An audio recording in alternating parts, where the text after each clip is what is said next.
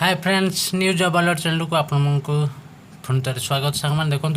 ओडिशा सब ordinate staff selection commission तरफ recruitment आसी रिक्रुटमेंट आसी फॉरेस्ट गार्ड तरफ रिक्रुटमेंट आसी फॉरेस्ट गार्ड और फॉरेस्टर पदवी रोचे लाइफ स्टॉक पदवी रोचे लाइफ स्टॉक आपणकर पदवी गोटे आसी फॉरेस्ट गार्ड फॉरेस्टर और लाइफ स्टॉक ये तीनोटी पदवी आपण मैंने आवेदन करेंगे आपण शिक्षागत योग्यता अनुसार ये आवेदन करेंगे आपणकर एजुकेशनल क्वालिफिकेशन दरकार 10वीं पास और +2 पास करते आपण मैंने आवेदन करेंगे भिडियो को डिटेल्स सहित देखूँ आरंभ शेष पर्यटन देखूँ सब प्रश्न उत्तर आपण मैंने पाइपर जदि किसी प्रश्न रोचे मत कमेंट करूँ मुझे उत्तर देवाक चेष्टा करी सांग देखूँ सैलरी आपंकर रोचे 19,900 रु 25,500 पर्यटन आपको सैलरी रोचे भिडियो को आगू नवा पूर्व जो सांग मैंने न्यूज जॉब अलर्ट चैनल नुआ आसैनल सब्सक्राइब करूँ भिडियो को लाइक करूँ ये नुआ नुआ अपडेट मुझे नहीं आसबि चलूँ सांग मैंने रिक्रुटमेंट फुल डिटेल्स विषय जाना।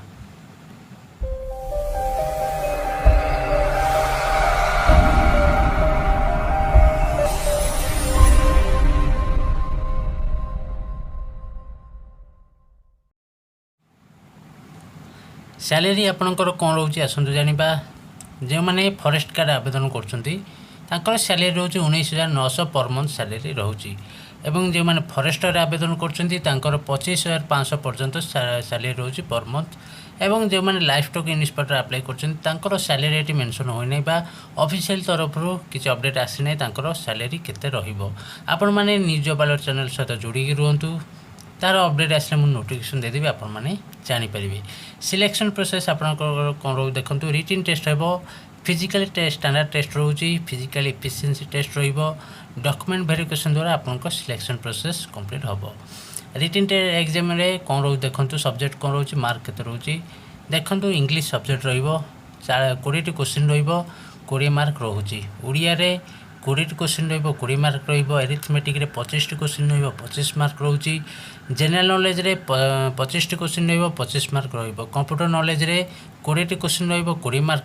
फिजिक्स रे 10 क्वेश्चन रो 10 मार्क केमिस्ट्री रे 10 क्वेश्चन रो 10 मार्क बायोलॉजी साइंस रे 20 क्वेश्चन रो 20 मार्क रही आपणकर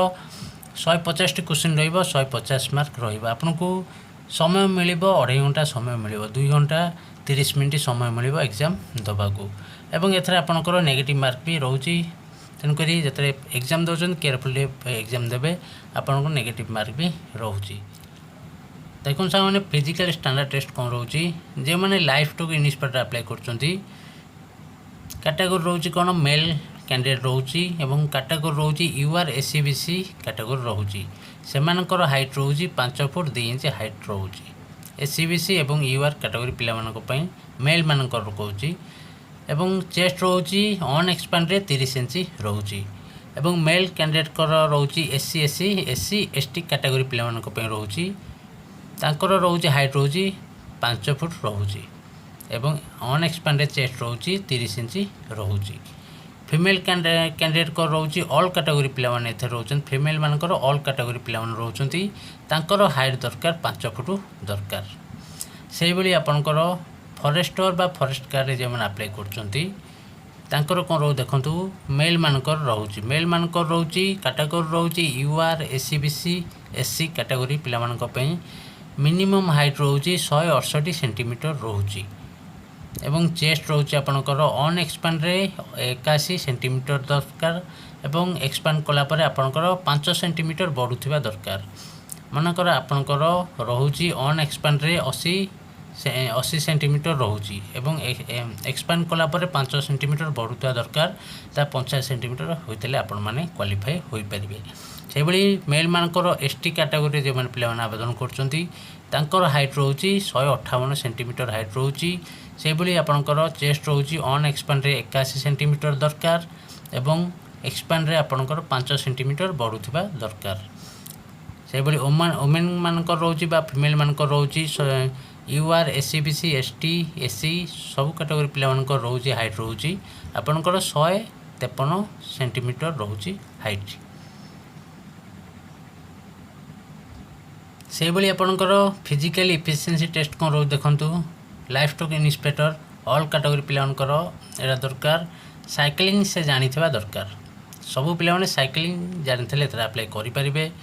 एवं देखो मेल कैटेगरी पिलाने जो रहिले फॉरेस्टर एवं फॉरेस्ट गार्ड जो मैंने रहिले ऑल कैटेगरी पिलाने वाकिंग रे तांकर दरकार 25 किलोमीटर 4 घंटा रे चलवा दरकार। 25 किलोमीटर आपण मानकु 4 घंटा भितर आपण मानकु चली परिबा चलुथिबा दरकार। एवं फीमेल मानकर कौन रो देखंतु फॉरेस्टर एवं फॉरेस्ट गार्ड जो मैंने अप्लाई करछंती ऑल कैटेगरी पिला माने फीमेल मानकर रोची वाकिंग रोची तांकर 16 किलोमीटर रोची आपन को 4 घंटा भितर 16 किलोमीटर चली परिबा दरकार।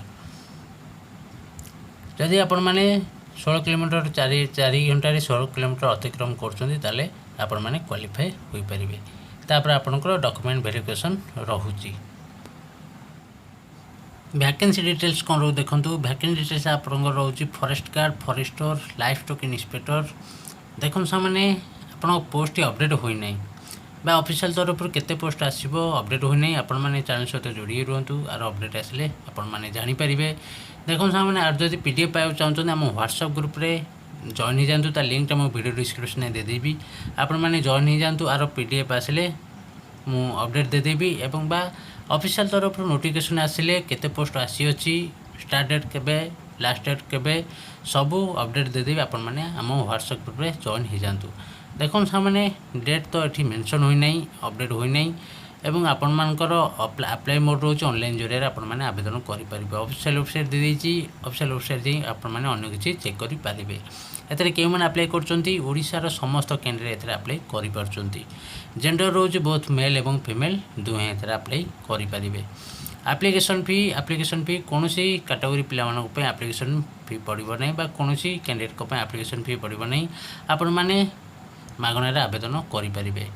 एज लिमिट आपंकर कौन रो देखु एज लिमिट आपंकर रोची मिनिमम 18 वर्ष होते आपण मैंने अप्लाई करेंगे और मैक्सिमम 38 वर्ष पर्यंत आपण मैंने आवेदन करेंगे। गवर्नमेंट रूल अनुसार एज लास्ट रोची एवं आपंकर पीडीएफ रे सब मेंशन अच्छी आर पीडीएफ पाइबा चाहते हम व्हाट्सएप रे जॉइन हो जाए पीडीएफ शेयर करदेवी आपण मैंने जानीपारे। एजुकेशनल क्वालिफिकेशन कौन रोचे देखो एजुकेशनल क्वालिफिकेशन रोचे जो मैंने फॉरेस्ट गार्ड आवेदन करछंती से 10वीं पास करथले आवेदन करेंगे।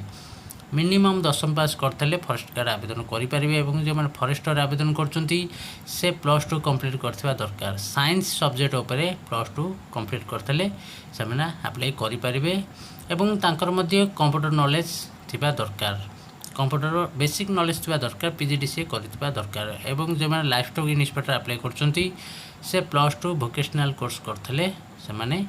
लाइफ स्टॉक इंस्पेक्टर अप्लाई करि परिबे। सांग माने जदि किसी प्रश्न थाए मते कमेंट करंतु मते उत्तर देबाक चेष्टा करिवि। एवं जो सांग माने निज बालर चैनल टू नुआ आछंती चैनल सब्सक्राइब करन वीडियो लाइक करंतु ए बळी नुआ अपडेट पाए पाए। सांग माने मु रहउची मु पुनी आसीबे एक नुआ अपडेट निक से पत मते विदाय देंतु रहउची। जय जगन्नाथ।